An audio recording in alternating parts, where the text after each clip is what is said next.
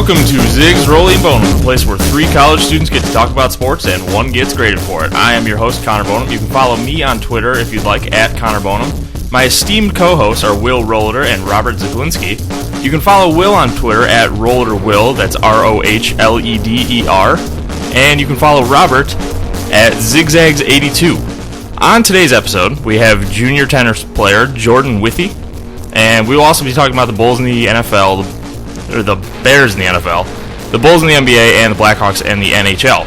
But first, let's talk to Jordan. So, Jordan, how did you feel the season went for yourself personally and for the whole team? I think it went really well. I mean, we finished 3rd seed in our division, which is really, really good. So the only 2 teams that we lost to are the only 2 teams ahead of us. So we have a really good position for this spring season. Because we did so well, we get a spring season. So I'm really excited about that. And personally, I think this was one of my best years playing tennis. Now, I know that when I played tennis, the first thing that happened was I broke my ankle. So what is the most common injury in tennis? Oh my gosh. Well, I've had so many injuries playing tennis. I've sprained wrists, hurt my knee, hurt my back. But honestly, probably the most common injury is tennis elbow. Is that even really a thing? Yeah, it actually happens when you don't learn how to hold your tennis racket correctly and you don't hit the ball correctly. You just kind of go out there and do whatever, then you can injure yourself really bad. I feel like that's an embarrassing injury. That's really embarrassing. Probably, yeah. So I know a lot of players will have like pre-match rituals that they think will help them win, things that they go through before they move on. Do you have any superstitions like that yourself? When I was in high school, I used to always wear the same exact ribbon in my hair. I thought that it made me win. Did you wash it? The ribbon? Yeah, in your hair. Well, you don't wash a ribbon, right? If it's going to help you win. Oh.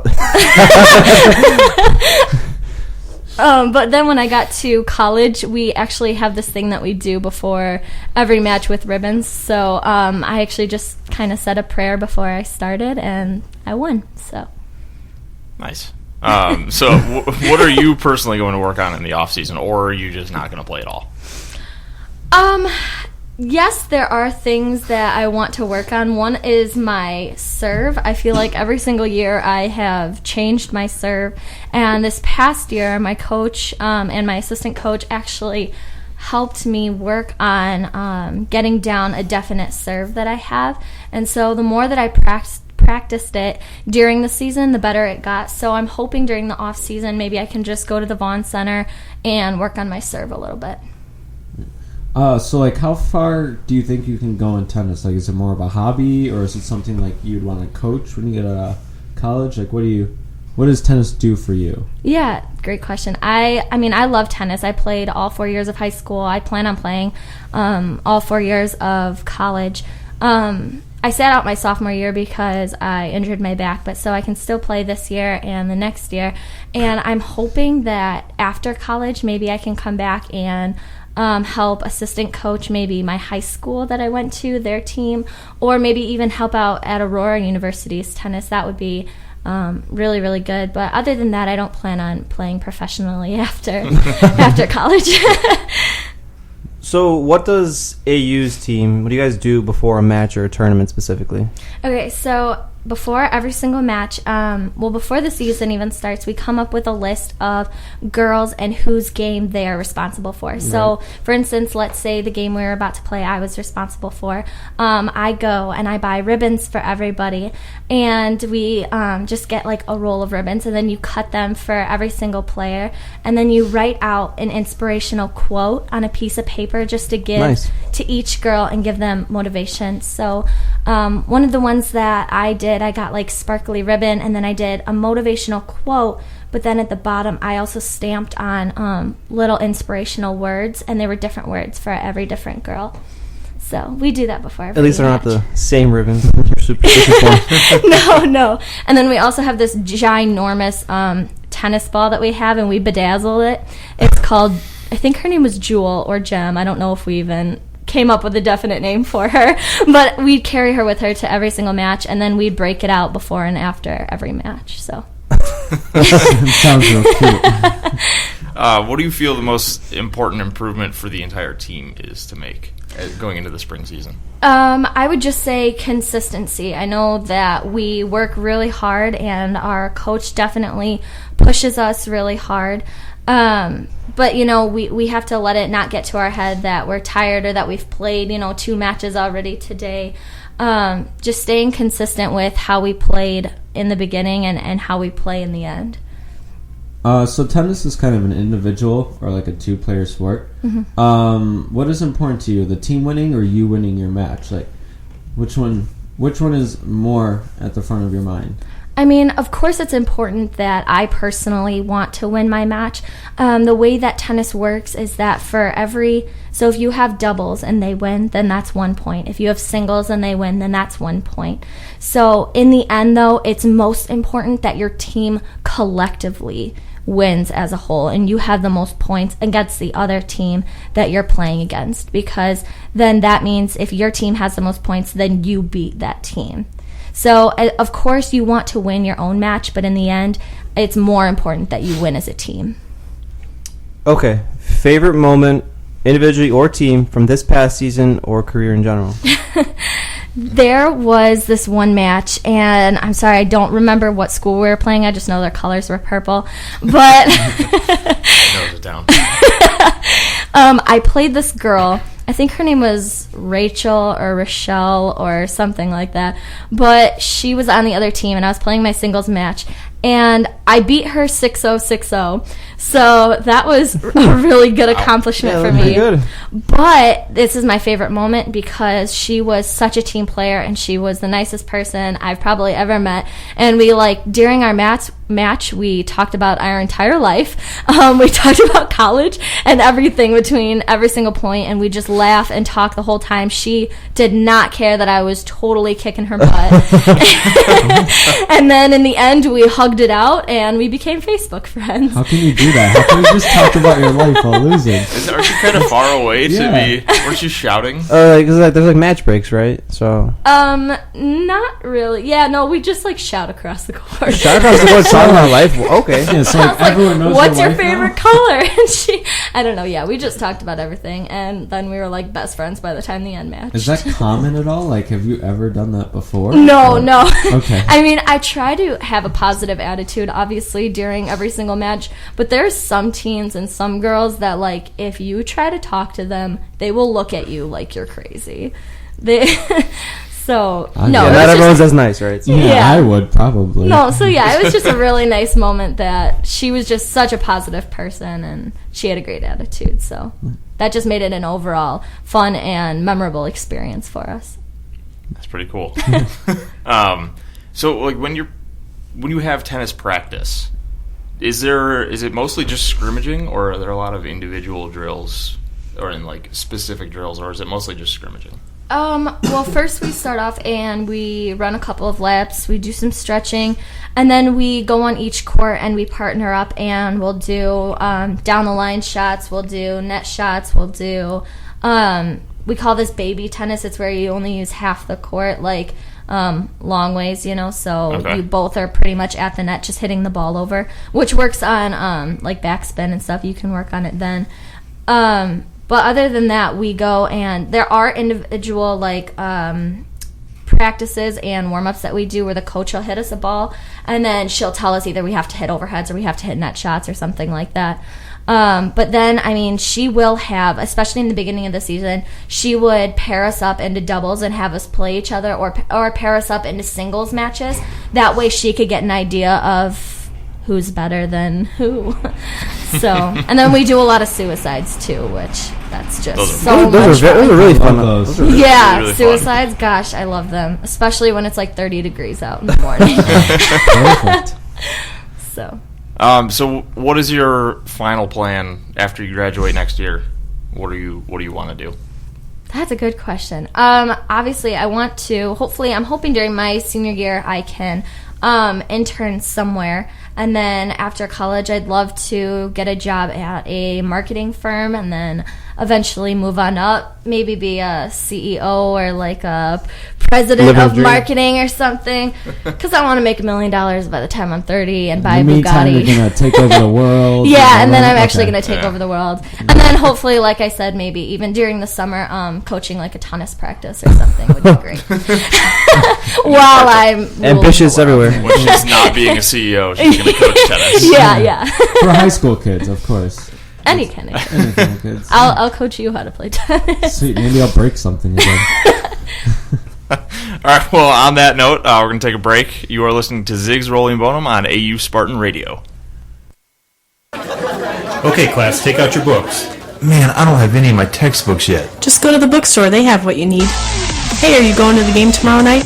I don't think so. I don't have any AU clothing. The bookstore has a ton of apparel. They have what you need. Man, what am I going to do with all of these old books? Just take them to the bookstore. They buy back your old books. That's a great idea. Open Monday through Friday, the AU bookstore in Dunham Hall is stocked with textbooks and apparel. The bookstore is a great place that will have all the AU essentials that you need. Hey, how is your paper going? I'm having such a hard time with the APA format. Me too. I was having trouble with APA also, but not anymore. What? I made an appointment and took my paper to the Center for Teaching and Learning. The what? The Center for Teaching and Learning. It doesn't cost anything. You make an appointment with a professional one-on-one tutor for math, writing, and peer tutoring for other subjects. The Center for Teaching and Learning is located in the library. The hours are Monday through Thursday, 8 a.m. to 8 p.m., Fridays, 8 a.m. to 5 p.m., and Saturdays, 9 a.m. to 2 p.m. I can't believe the semester's almost over. I'm already thinking ahead to next semester. I know, since I am working more, paying for school will be a lot easier. Work cut back on my hours, so I don't know how I'll be paying for it. Have you checked out the latest scholarships on the financial aid website? I applied for 3 in under 5 minutes. No, how do I do that? Go to the Aurora website and click on financial aid. Then go to applying for aid on the left-hand side. It's that easy? It's that easy. The office sends out emails, so check it often. Don't forget to fill out your FAFSA too. Great, I'm going to get started on that. Yeah, that's true. That's a good point. All right, well, welcome back to Zigs, Rollie, and Bonam on AU Spartan Radio. Where Jordan's going to stick around, hang out with us. Hi. So up next, we're going to talk a little bit about the Bears in the NFL. Rob, take it away.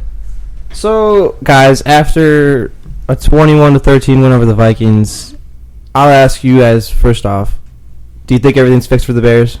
Absolutely not.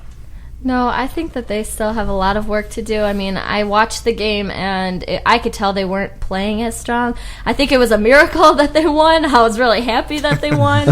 But I still think they have a lot of work to do. I was hoping they were going to lose. Not like because I don't like the Bears, but I Did you support us? Did you support us, right? Just because you're from Washington. No, I'm whatever. I'm not even a Redskins fan. I don't like them. No, I want them to lose because I want them to have the higher draft pick at the end of the season. That's what I really. Yeah, because I what mean, we were it's better. talking about They're gonna- last week. You want to rebuild the team. You don't want to just we can pick out crappy wins. No, you want to rebuild. I think it was I specifically think this game was the Bears beat a bad team. It was very, it Yeah. was so uninspiring.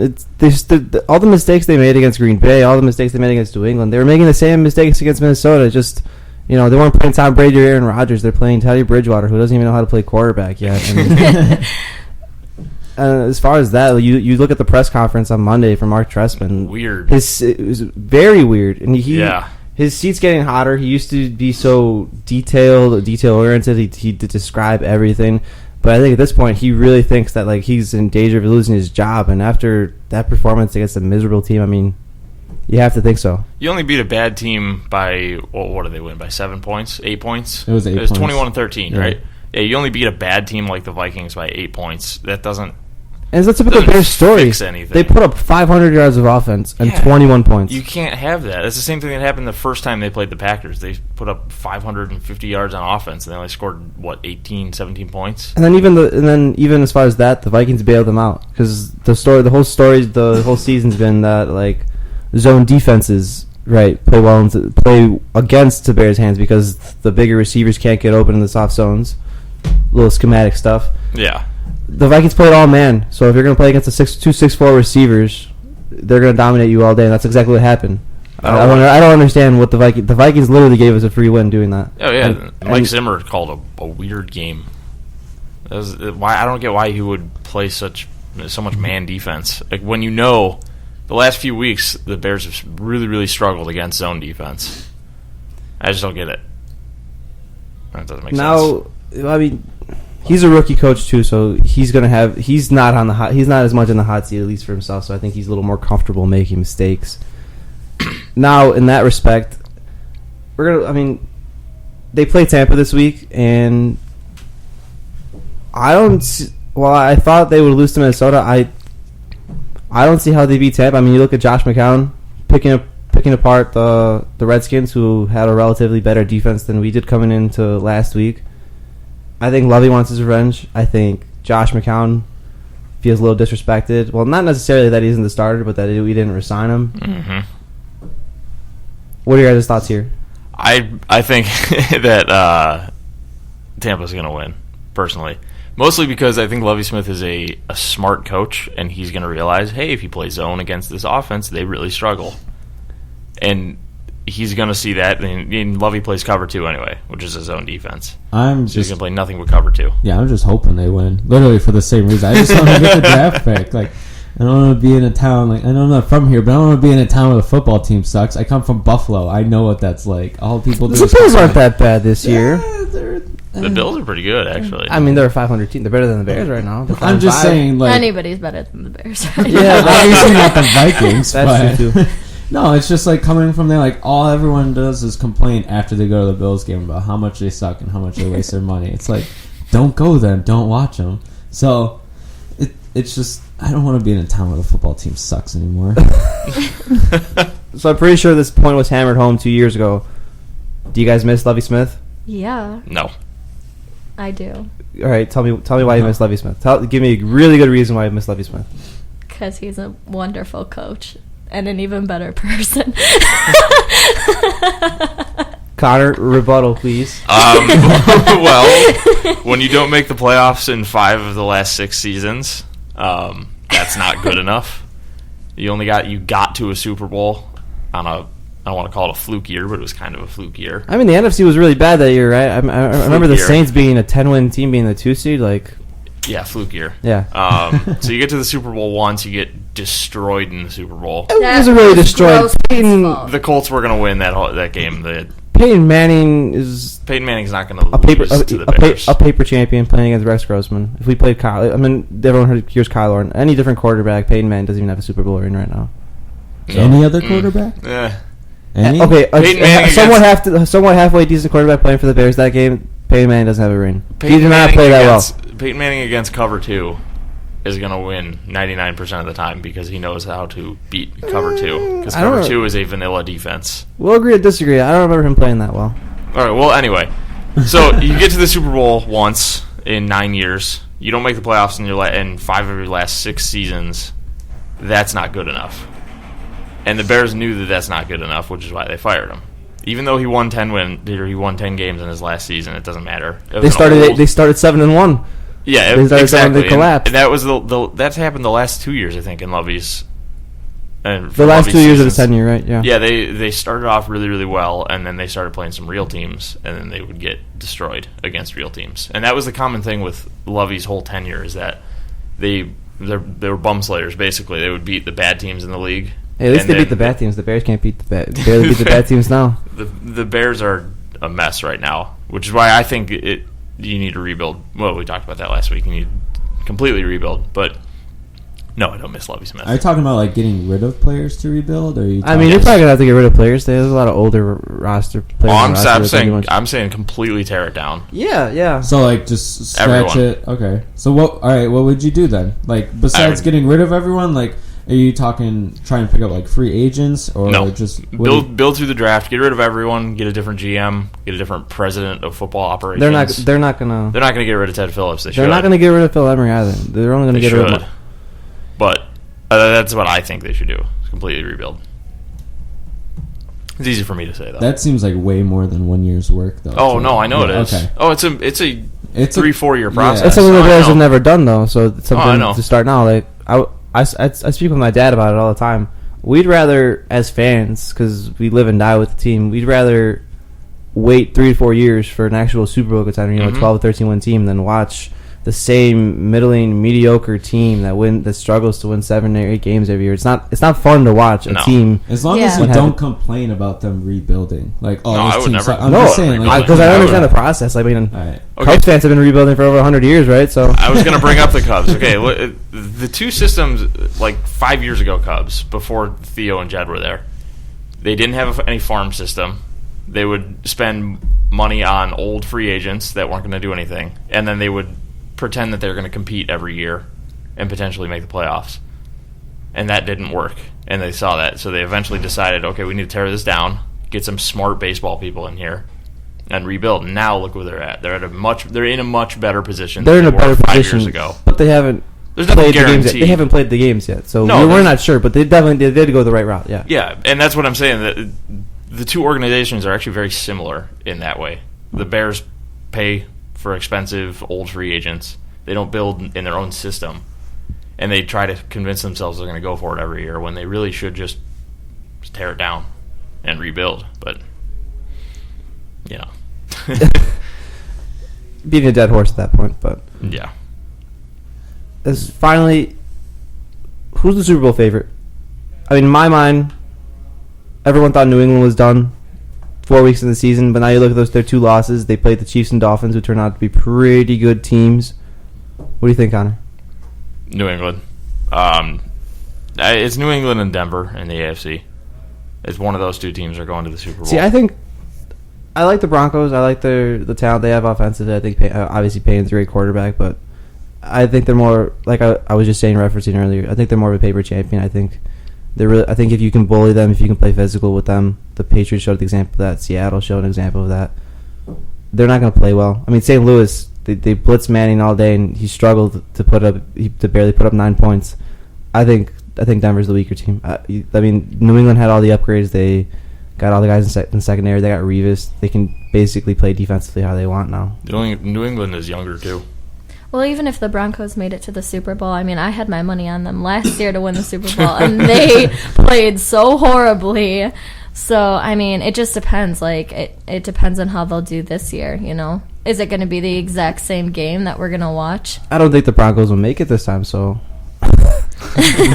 Well, then there you go. Yeah. What about the NFC? I mean... Are the Cardinals really going to go to the Super Bowl and host their own Super Bowl? Everyone's obviously on the Packer train, which pains us to say, of course, but because they have Rodgers. But I look at the Cardinals, and people have been making the comparison that they're like last year's Seahawks. I completely agree.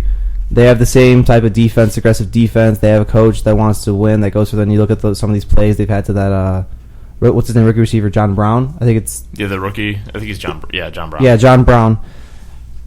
They go for the wins. They have talent offensively. People have been saying they've been doing the smoke and mirrors considering all the injuries and suspensions they've had. But at this point, they're 2 games ahead of everybody in the NFC. So at this point, they got to beat Seattle at least once to secure their division. They're definitely going to have home field. They were the only team that beat Seattle in Seattle last year. I'm not sure if I trust Drew Stanton. The Carson Palmer injury hurts, but they know how to win games at this point. They've been showing a lot of like close game, like resolve. It's something fun to watch. You don't see often. That's true. Yeah, they know how to win in their specific style. They have an identity, you know. They have that like tough identity that Bruce Arians brings. But then again, the thing I fear is if Green Bay has to go on the road in Arizona, you're giving Rodgers perfect conditions and. Yeah, Aaron Rodgers plays well in the playoffs, but the Packers' defense is, at least the last few years, have been horrible in the playoffs. Yeah, as Bears fans, our hopes, right, is that Drew Stanton can pick them apart. Drew Stanton. He's not that bad. I mean, he's played admirably. He's not going to pick you. He's not going to pick you again. He's not going to pick you apart, but he's done the job. He'll make the throws you need, and considering the defense and the rest of the talent of the team, I think Bruce Arians has put him in a really good position. Who's probably going to be the coach of the year as well. No, he should be. Okay, so the NFC South, where the first place team is the Atlanta Falcons at 4-6. The first place team might be a 6-win team. Might be a 6 or 7-win team. Yeah. Okay. Do you think the NFL should change that because they're going to host a playoff game. No, but because they were saying that a few years ago, right? When the Seahawks hosted a playoff game, right, like, before they were like a real Super Bowl contender. You don't change seeding just based off like how the NFL shifts in power or contention, because that's going to happen. There's going to be a weaker division, regardless if they're under 500. You can't adjust it based off a year-to-year basis. It's a 1 year outlier that the NFC South is so bad, just like the NFC West was. And then we had 3 straight years of everybody in consistent contention. True, but a 6-win playoff team. It's the same debate. But it's the same debate you have in sports too. Like the East is clearly worse than the West in the NBA, right? Clearly, it's the same in the NHL. But now, but now the East is building back up. The East in the NBA is building back up. The East in the NHL has a lot of young players. No, that's a real question. Okay, well they're gonna, regardless, they're trying to build back up. You look at it's gotten better in recent years. That's how the competitive balance goes. There's always going to be a better conference, better divisions. You don't reseed based off simple outliers like that, like I just said. Right. All right. Well, that's going to wrap up the first half of Zigs, Rollie, and Bonam on AU Spartan Radio. We're going to be right back after a word from our sponsors. I'm so tired. I was so active this summer, but hate running in the cold. Well, why don't you go to the gym? The gym? I can't afford a gym membership, and I'm saving up for spring break. Just go to AU's Fitness Center in Jenks Hall. I was there last night on their new elliptical machine. Plus, it's open till midnight, Sunday through Thursday, and free for students. That's a great idea. Plus, no one wants to see a fat guy in a Speedo on spring break. I'm having trouble studying. How do you get such good grades? I study at Phillips Library. Why don't you go? How's that gonna help? There are individual study rooms. What about the book selection? Phillips Library has a collection of more than 99,000 books and 7,000 multimedia materials. That sounds great, but I work till 10. And Phillips Library is open until 2 a.m. Monday through Thursday. Well, I don't know how to find my way around the library. That's why there's a friendly staff ready to answer any questions you have. Hey, where are you going? To the library. Are you looking to get involved on campus? Are you a communication major or minor? Then you should join Lambda Pi Eta. Lambda Pi Eta is the official honor society of the National Communication Association and is here at Aurora University. Lambda Pi Eta offers many opportunities to volunteer and network with other communication professionals. Not to mention, it will look great on your resume. If you are interested in becoming a member, contact our president, Tiffany Walls, at twalz01@aurora.edu. Be a smarty and join LPE. Welcome back to Zigs, Rollie, and Bonam on AU Spartan Radio. We're joined by junior tennis player Jordan Withy in studio today. Hello. We're going to start the second half of the show talking about the Bulls and the NBA. So I just want to ask you guys, how good is Jimmy Butler? Well, he was the fan favorite after a few years, and now he's turned into one of the best shooting guards in the league, without a doubt, at this point, right? As far as player efficiency rate, I think he's the second highest. It's fourth. Fourth? I don't know. Who's ahead of him? James Harden, Klay Thompson? Klay Thompson, James Harden, and Dwayne Wade. I mean, that's pretty high character. I like his character just because he's like, I don't think I'm a scorer. Like, he doesn't boast about what he did, which I think is great. Like, I don't feel like you see that enough in sports as it is. So he's humble. So at least as a character, I like him. He seems, more like a person and less like someone who's trying to be like God or something like that. So that's nice for once. He makes the Melo deal look really great in hindsight, because everyone thought that the Bulls would lack a second scorer, a guy that can create his own shot, and looks like Jimmy went hard to work in the offseason, because when Rose has been out, or even when Rose is in the game, Jimmy's looking for a shot. He's been able to get to the line. He's been that second go-to guy. He's made the Bulls really a complete roster. It's impressive to see. And he's been able to get his own shot, too, which is something the Bulls haven't had in years. Basically, it's been Derrick Rose or bust, and I'm not saying Derrick Rose isn't important anymore, because he's clearly the most important player. He's the best. He's the best player. Yeah, but Jimmy Butler is able to get his own shot. He gets to the free throw line really, really effectively, and that's really nice. I think it's like 8 or 10 or 8 or 9 rather a game per game. Yeah, which is pretty elite actually. We were talking about this yesterday. If you were having a draft in the NBA of just shooting guards, where would Jimmy Butler go? Probably 2 or 3. So would you take? I take Klay Thompson first. Would you take James Harden second though? No, I don't think he's a two-way player. I think he's the worst defensive player in the league. Well, that was a little bit the media attention, how it's overstated, but I just think he doesn't give that much effort offensively either. I think he just a lot of the time he just chucks up shots. It's not really, I mean, just like watching him play, it's not that fun to watch him play. He doesn't look like he has complete control of a game like you see with Thompson or Butler. Thompson and Butler are two-way players. They can they shoot very well. They're all in tune with the team and the offense. I mean, Thompson at this point, you could argue, is probably might be the best player in the Warriors. Yeah, you could argue he's played better than Steph Curry. Yeah, he's that good. I think he's clearly better defensively. And I think Steph Curry. That probably separates him. Yeah, I mean, Steph Curry's a little better at getting his own shot, but that's a different point. Yeah, it's a different balanced players. Well, it's different. The system they're in. You know, Steph Curry's the primary ball handler. If Klay Thompson had been traded to the Timberwolves in the offseason, he'd probably be averaging 25 points per game. So, who goes 3? After Jimmy Butler? Yeah. So you go Klay Thompson 1, Jimmy Butler 2. Well, it's James Harden 3, just because of how... Just by default, really. Just by default, because... shooting guard in the NBA is... Number 5 for years. Player efficiency rating is Courtney Lee. You really want Courtney Lee? It's not even just going off PER. I mean, people probably would go Dwayne Wade, right? But he's 32 or 33 years old. Yeah, fun. He can't really do it anymore. Games a season. Wait, why do you always say 40 games a season? I think he'll play 60. I mean, you got to be optimistic. I don't like Dwayne Wade, but you said that about Derrick Rose too, and he plays for your favorite team. You're lowballing these guys on your own show. That's not my show. But no, okay, Dwayne Wade, how many games did he play last year? Like 35?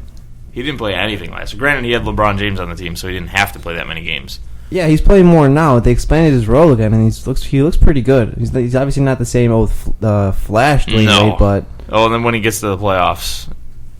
you'll never see that Flash. You'll never see Flash again, his but knees are he's still pretty good. By that time. But no, I think Jimmy Butler... should, at least if he's on this pace for the whole season, he'll probably win Most Improved. I would think. And I think he'll be... I looked at the voting the other day. I think he's also going to start for the All-Star team. So, do you think he's going to get MVP, though?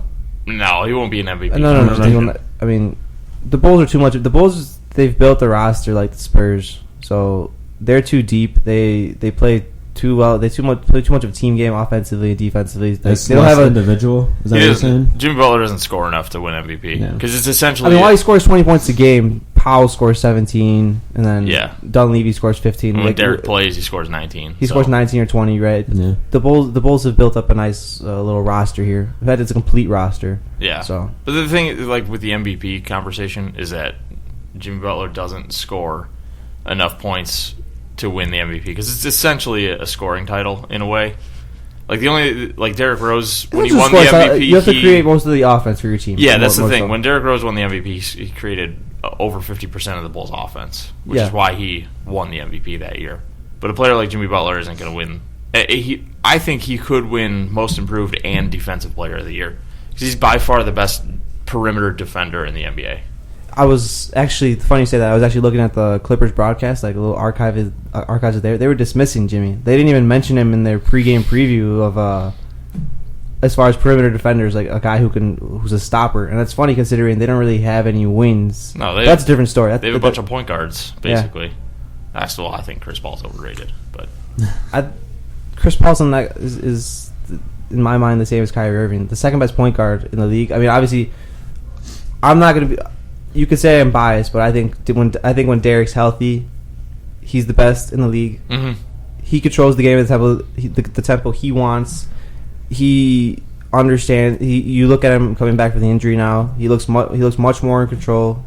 Other than the 10 games that he played last year, he looks explosive. He's making passes he never made before. He sees that even surprising his own guys. I think that's why his assist totals are down. Derek's clearly the best. After that, it's not Chris Paul. It's Steph Curry. Yeah, Steph Curry. It's Steph Curry. You're saying that Chris Paul doesn't even play... I think he was the guy who said he doesn't even play defense. He gets steals. I mean, but he doesn't play... He lets his... If he doesn't get the steal, his guy gets around him He plays that LeBron James style defense where they'll gamble a lot, and then if it pays off, they'll get a huge dunk or the announcer highlight them. Oh, what instinct by LeBron James! But he doesn't play. They don't actually play great individual one-on-one defense. The kind of things that are highlighted by players. Jimmy Butler locks this guy down, and he's not exactly gonna get called out for it. So, all right. Got that now.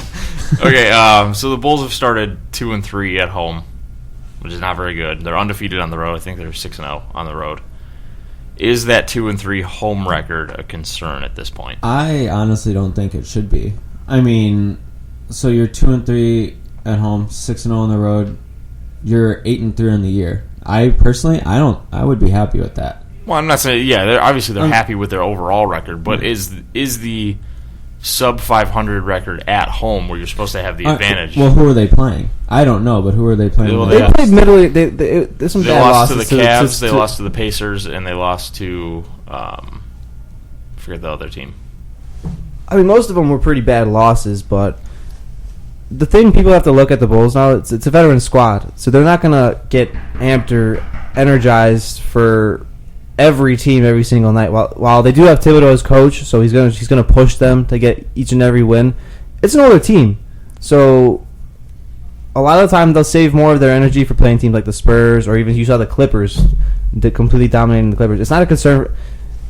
I still think they get probably 30+ wins at home, still probably 30+ wins on the road, and they'll still be resting most of their guys. Yeah, plus, I mean, it is an early season anyway. Yeah, it's a 5-game sample. Yeah. They'll be fine. I'm just asking. I know. Okay? I'm not don't need to attack me. No. I'm not going to jump over the desk and hit you. I'm just saying.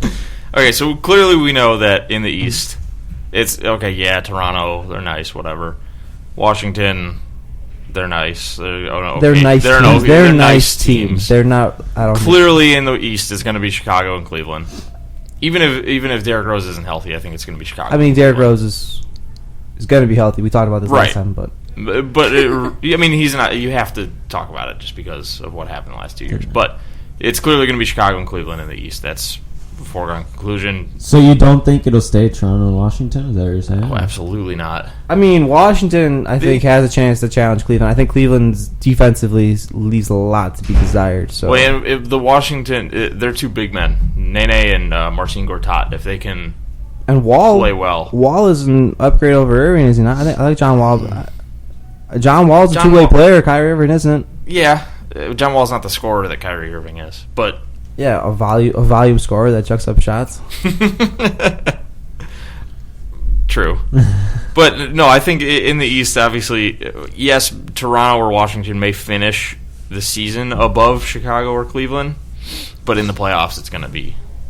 Oh, you just don't think eventually, yeah. No, I mean, in the long run, yes, they might seed higher than them, but it's not. I mean, Washington and Toronto, they just got out the hot starts. It's a 10-game sample. They're not going to last through. I mean, you see that in any sport, though. Like, some team goes up, like, 4-0 in their first couple games. Like, oh, they're a great team. But then you look and see who they played. It's like, yeah, it's a regression to the mean, right? Yeah, exactly. So, I mean, as you can see, it's still real early in the season anyway, so. Can the 76ers be the worst team of all time? They're trying to be. Yes, they are. They're 0-10. They're so bad. I mean, do you blame them? No. Did you watch Kentucky last night? Oh my God. 3 or 5 7-footers. That's what you want when you tank in the NBA. That's what you want. That kind of talent. They have Nerlens Noel already. They're trying to build They're trying to build a super team through the draft, which is really hard to do. Yeah, I mean that's the best way to build in the NBA. They're pulling up what the Bears should be doing, basically. Well, the NBA is not as guaranteed because you have to win the lottery. So if you have the number 1 pick, then the tanking's going to look really bad, and you're going to kill fan interest. So it's a little more risky in the NBA, but I guess they're doing the smart thing. No, it's kind of the same. I think they were going to win the title anyway, so if you're not going to win the title, might as well tank. And it's not a destination for free agents, so you're not going to lure a LeBron James or. Well, unless he's from Philadelphia. Unless he's from the hometown star, then. Yeah, exactly. Yeah. But that, they can get Kobe. It is funny to look at that streak, though. Oh, it is. They lost their last 10. That's just awful. Yeah, that's not fun. It makes me feel bad for them. But they've been competitive. A lot of the games were close. They took the Bulls down to the wire. They took the Cavs down to the wire. It's not like they're not fighting hard, regardless of. The funny thing is that they're playing efficiently. Like they're not playing. I mean, yes, they're playing bad.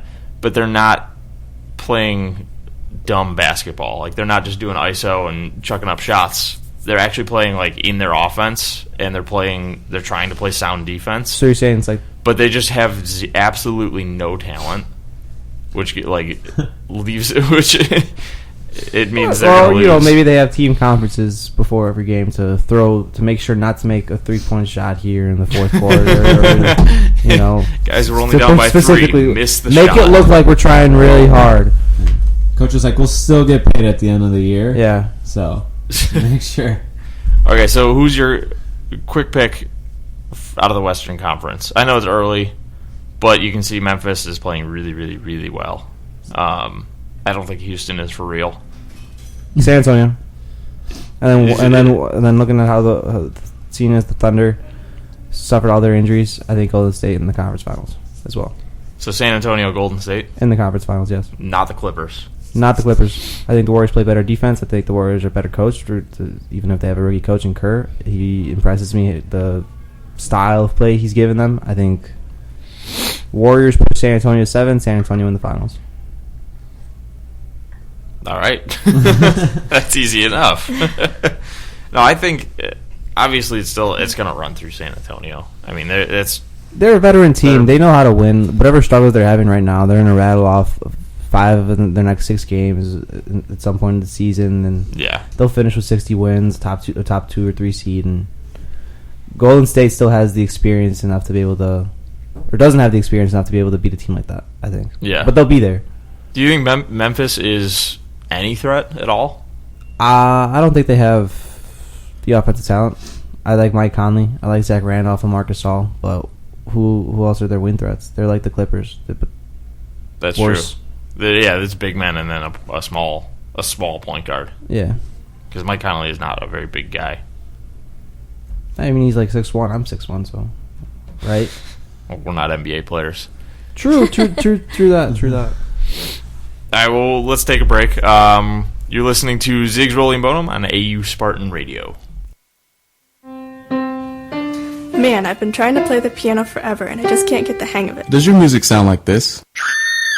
Or do you want it to sound like this? Ooh! Consider Aurora University's prestigious music program, offering an ever-expanding variety of musical instruments such as guitar, piano, flute, and voice. There is something here for everyone. Let the distinguished musically talented faculty enhance your musical abilities to their utmost potential and also enrich your cultural experience. Aurora University's music program. Musicians of the future, developed today. I'm so glad I joined the music program. Man, I've beaten just about every game I own. I pinned just about everything on Pinterest. I wish there was something else we could do. Tired of letting the hours slip away in your room? Want to tap into your creative side? The Perry Theater is the place for you. Theater? I can't act. The theater is so much more than just being on stage. You could be involved in tech work, set building, hair and makeup, and so much more. We should get involved, but how? Just contact the heads of the theater department, Kelly Roush or John Cran, for more information. There's 3 shows a year, so there's plenty of opportunity to get involved. The Aurora University Theater, a warm and welcoming environment where every person helps make a difference. Uh-oh, sounds like the flu. I don't have the flu. Achoo! Yeah, right. Why not check out the Wellness Center? The what now? The Wellness Center, a free nurse-directed student health service open to everyone, even commuters. Yeah, but that means I'll need an appointment. No. Walk-ins are welcome, but appointments are appreciated. Okay, but where do I go? The Wellness Center, located in the basement of Jenks Hall, right next to the Fitness Center. Hours are 8:30 to 4, Monday through Friday. Go check them out. Who are you going to call? The Wellness Center. Welcome back to Zigs, Rollie, and Bonam on AU Spartan Radio. We're going to finish the show talking about the NHL and the Blackhawks. Will. All right. So this upcoming week for the Hawks, I'm just curious. Like, how do you think they're going to do? I mean, they're playing Calgary tomorrow. You got Edmonton, a little shaky on that. You got Vancouver, Colorado, and Anaheim, which is their next 5 games. So it's part of their circus tour, as I like to call it. But I mean, Calgary. They've really been surprising people. Like, they're 12-6-2, so I think it'll be a close game, but I mean, I've been watching all the Blackhawks game, and yes, they're close, but in the end, the Blackhawks pull through. I mean, they give it their all, and they do as best as they can, and I think that they'll win. You just suck like a Blackhawks fan. Like, it doesn't matter. They could be playing like the Soviet Union team back in 1980, and you'd be like, "Oh, Blackhawks!" Oh yeah, Blackhawks are gonna win. They probably would. They really would. But I don't know. I just find it interesting because like last night, Calgary beat Anaheim 4-3 in overtime. Or no, shootout. Sorry, and it was impressive because everyone before the season started like, Calgary rebuilt a little bit, but they'll be like a mid-level team, and once they finally got like 4 wins in a row, people are like, it's just a fluke. But they've been like beating teams like Anaheim, and I think they beat St. Louis. It's like they're beating good teams regularly, so I think that one's a little iffy. But then you're playing like Edmonton, who was 6-10, but I honestly don't think that's going to be a problem for the Hawks. Like that one just seems easy to me. Yeah, I mean, it seems like the team that they're going to play is a pretty good team, but I mean, like I said, so long as Crawford like gets his beauty rest and sleep the night before, and he's well rested and he can pull through, then I mean, I think they'll have no problem winning. She's on the Hayden Crawford bandwagon with me. Clearly. I like it. She's like, let's get rid of Crawford. That's okay. He'll win another Stanley Cup, and then and it won't matter what the haters say, so that's fine. I'm not hating. I like Crawford. I think he's really good, but I mean, there's times where he's better than other times. When you just look at him and going, Crawford, why? What are you doing? Yeah, and then they'll look at pucks on the other side. Why are they on the other side of the net? Or he just saved the game or saved our season. I'm not going to go back on my rant about Crawford. Yeah, let's not get back in this debate. We can do that for a little while. But I don't know. I think it'll be an interesting road trip for the Blackhawks. This is their longest road trip of the season. See, I'm worried because they haven't played well all year. They haven't been really consistent. They get up on teams. They're sticking with the same consistent theme they had against Los Angeles in the conference finals last year, where they got up on the Kings in a lot of the games. Mm-hmm. And then let them come back, like let them score goals or whatever. Now you're going on a 6-game road trip, and you mentioned it. Calgary looks better. Vancouver looks better. Yeah, Vancouver looks a lot better. These teams aren't going to give them anything, and the Blackhawks haven't been good on the road recently. I'm a little concerned, and it's getting past the point where we say it's just a 10-game sample. Yeah. I think they need at least 4 or 5 wins out of the trip. Yeah, plus the Hawks are 3-4 on the year for away. The only teams I really think will be easy for them, like I don't even want to say easy just because, in hockey, well, any sport really, you don't know how the team's going to perform. Mm-hmm. But Edmonton and Colorado are really the only two, which is sad because I'm a huge Colorado fan. But they just lost Varlamov, their starting goalie, to a groin injury again. So I don't know. I think that would be an easier win for them. Colorado's been real shaky this year too, which is sad after losing like a Vezina Trophy finalist. As well, right? Yeah. No, that was Varlamov for the best goalie in the league. No, but they lost. They lost Stastny, but they picked up Briere and Iginla. So like you have 2 huge veterans coming in, and they've both been. Well, I don't know if Iginla's necessarily been, but like isn't Briere. he like 50? Iginla? Yeah, I mean he had like a 30-goal season last year, right, for the Bruins. Yeah. Pretty sure he was on the cover of like NHL '94. Like, no, Iginla is. He's like 100 years old. He's like 38, I think, and Briere's like 37. So they picked up like 2 older veterans who really want to like have a chance at the cup. But the way that it's going, it's just not. I don't know what's going on. I don't know if they're just missing chemistry or what, but they have not really shown it in Colorado lately. I think it's just a hangover again from the finals, the conference finals. They haven't learned how to finish and win games yet, and which is sad. If I just bounce off Jordan's optimism, if they play their game, it's pretty clear they win. They're more talented than most teams in the league. They're better coached than most teams in the league. They should theoretically be 6-0 on the road trip, but the Blackhawks never make it easy, right? So yeah, well, it'll be interesting. I don't know, but like going back to the road trip for Chicago, just because like you have Anaheim, who obviously is one of the elite teams in the league, which I'm surprised with just because of the goaltending situation they have. They basically have 2 rookies in net, which I think is phenomenal. The fact that they picked up Kessler, right? So for the second line, so I mean. They were the 1 seed last year because they had with the goalie situation they had. So well, yeah, but they had Hiller last year. Like, what you might think of Hiller, he's at least like a solid like starting goalie. So he'll play a good 50 to 60 games and come out with close to like 30, like mid 30 wins. So he does win more than he loses. So I'm just surprised because you're basically having 2 rookies like trade every other game for Anaheim. So And one of them's actually leading the league in save percentage, which is amazing. So I was surprised by that. But actually kind of brings me to the next point of Minnesota Wild placed their goalie, Josh Harding, on waivers because I don't know if you guys know who he is, but he has multiple sclerosis, and the medication he's taking just isn't working. Like last year, he did amazing. Just overall for his stats, like he's 60, 59, and 11 with a save percentage of .918. Like that's amazing in my opinion for someone with that condition. And he's finally able to play again since training camp, fracturing his foot, stuff like that. But he's finally able to play, and they're like, yeah, we're gonna just put you on waivers. Isn't he a valuable goalie though? Yeah. Who do they have? They have to play beside him? Darcy Kemper and Nicholas Backstrom, their goalie that they've had for 8 seasons now or something like that. Which is even Backstrom's kind of been a little iffy for me. I'm kind of surprised that you wouldn't just get rid of Backstrom and keep Harding. That's I don't know. Didn't Harding play against the Hawks last year in he the playoffs? did. He played well too, didn't he? Yeah, he played really well. Yeah, and then Bruskalov took over because Harding got hurt. Well, one game I think he let in like 4 goals and he got pulled. Yeah. And then he even got hurt in practice, so he ended up just not playing the rest of it. I don't think it's an ethical issue. I think does have a horrible debilitating disease.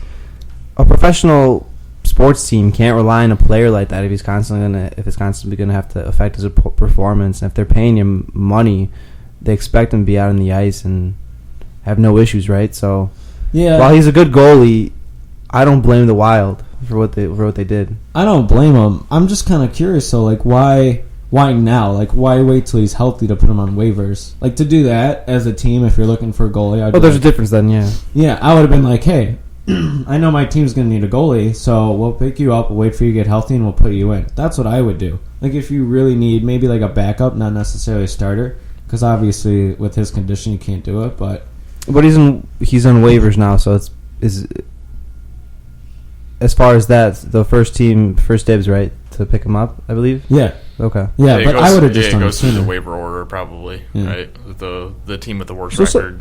So someone will pick him up. I'm not sure if a winning team will, but someone's gonna. Someone's gonna want to fill their goalie situation. Yeah, it's pretty much any team that wants him at this point, though. Literally, like any team. Like if I was Buffalo, I would pick him up, just because of their goalie situation. You have 2 backup goalies again who are playing, and Buffalo is a subpar team by far. Do you think he's a contending goalie? Where do you think he'd end up? Where do you think he will end up, rather? I would like to see him go to Buffalo because Neuberg just got hurt last night in the game, which surprisingly they won. But I honestly think he can go to Buffalo, not just because one of their goalies is hurt, but because you're kind of having 2 backup goalies again as starting goalies, and even with one of them hurt, you kind of need someone who's a veteran. Like in this league at 30, like you are considered a veteran, and he can prove that he knows how to play. Will he do great? Doubtful, just because it is Buffalo, like the team in front of him. But I think that would be a great place for him to go, or even Columbus, just because Bobrovsky seems to get hurt. Colorado. Isn't Bobrovsky one of the better goalies in the league, though? Oh yeah, he was also a Vezina Trophy finalist last year and the year before. So no, Bobrovsky's good. It's just he's constantly getting hurt. The same with Varlamov in Colorado. I think that would even work. They're just always getting hurt. So I would say that those 2 are pretty decent choices, but I don't know. It's up in the air. But that Buffalo game last night, I don't know if you guys really been watching the weather, and I don't really feel like that should affect a hockey game. But when you have like 5 feet of snow and you can't even get fans to the game, and a couple players miss the game, I kind of feel like you should just cancel it. Yeah, I saw the reports last night. The players are tweeting out pictures, just like "save our souls." Maybe making it a little over dramatic when they're stuck on the bus being snowed in. But I know I got a Snapchat from a friend. It was like a overall story, and it was like, "There's 6 girls stranded in a house. Someone come save us." And I'm like, "Oh, all right. Well, come on, that's one way to get dug out." It's just snow. I mean, maybe you cancel the game, but you don't make it too dramatic. No, but I'm just saying, like, hometown people for Buffalo. Yeah. Like, Patrick Coletta, he had to miss the game because he was at his parents' house, and he literally could not make it. Like, he missed the game because of the snow. So I don't. They literally had like 300 fans, and if you had like 300 tickets, they're like, just go down to the 100 level. They're like, just do it, because we don't have enough people. They're like, we're starting to look like the Florida Panthers fan base. It's getting real sad. Yeah, and the worst thing is that Florida Panthers playing in warm Florida. Buffalo's in a hockey. You guys are a hockey town, right? So yeah, it's like that's sad. So I don't know. At that point, I really would have just been like, you go do you. You just have fun with it. I don't even know how they got enough people to run the arena at that point. Was the game still televised? Yeah. Oh yeah. Oh wow. Okay. They won 4-1 too against San Jose. I don't know if San Jose wasn't used to the weather and maybe that didn't happen. But they're coming from California. You know, they're probably like, "What's snow?" Yeah. Never I were wondering what was going on. Is this the apocalypse? A couple flashbacks to the Day After Tomorrow movie. I don't know. That was a scary movie. Yeah, that's really what it looked like. Yeah. Will, I got a question for you. Do you follow or care about the World Cup of Hockey at all? I do. The only problem is it's really hard to keep up with it just because it's not well promoted at all. Yeah. So I never really know when the games are going on. Did you hear about the new rules or the new format they're going to try to do? Oh no, I was thinking about an NHL rule to get rid of the dry ice scrape before OT. Which okay, so this is from CBS. I'll just read this directly. The 8-team event is now expected to include 2 all-star entries along with the top 6 hockey nations. So Canada, U.S., Sweden, Finland, Russia, and the Czech Republic will be the 6 teams. And then the first all-star team is expected to feature the best players from the remaining European countries, Slovakia, Switzerland, Latvia, Germany, and Slovenia. So they're going to make all-star teams from those nations to compete. That would be an interesting game to watch. That would be a really hard team to pick, too. Not for the other European countries, but for the main 6 that you... Wow. I did not know that, but that would be really interesting. Because if you're going to pick only 3 goalies, how are you going to pick 3 goalies from 6 nations that produce phenomenal goalies, at least? And that would be a really hard roster to make. So that in itself, that would be a really interesting game to watch. That's what they're trying to do. Do you know where they would host it?